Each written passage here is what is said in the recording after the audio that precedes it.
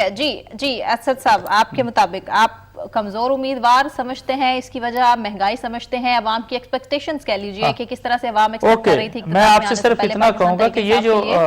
اس سے پہلے کی بھی جو جی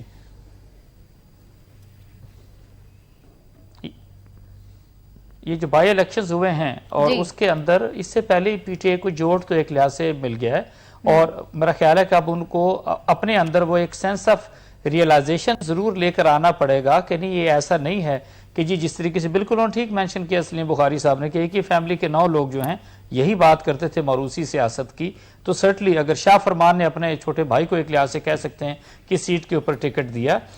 اور ڈیفینیٹلی وہ ہار گیا آلموسٹ کو 1400 سیٹوں کے 1400 ووٹس کے ڈیفرنس سے، تو ضرور ان کے لیے یہ لمحہ فکریہ ہے کہ how the things are going negative basically for them, کہ ایک جیتی ہوئی سیٹ آپ ود ان 2 months ٹائم کے اوپر اگر ہار جاتے ہیں تو اس کا مطلب یہ ہے کہ یہی باتیں اس سے پہلے بہت سارے لوگ کرتے رہے، پی ٹی آئی کے اپنے اندر کے جو لوگ ہیں جو پچھلے 20-22 سالوں سے چل رہے ہیں پی ٹی آئی کے، ان کا بھی یہی ایشو ہے کہ جس طریقے سے آپ لوگوں کو فیلڈ کرتے ہیں، کینڈیڈیچر کا جو سلیکشن ہوتا ہے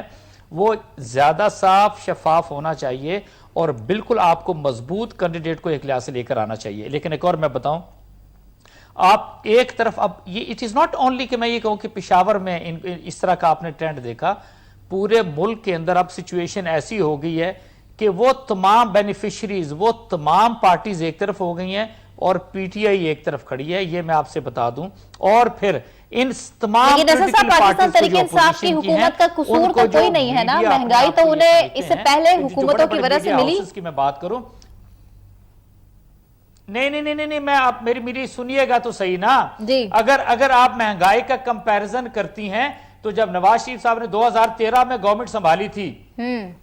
تو 2013 کے اندر جو گورنمنٹ سنبھالی تھی تو پہلے 3 مہینے میں جو مہنگائی کا ایک جس کو کہتے ہیں طوفان آیا تھا، اگر اس کو کمپیریزن کریں اس کے ساتھ، سٹل آئی وڈ سے کہ شاید اتنا فرق نہیں ہے۔ آپ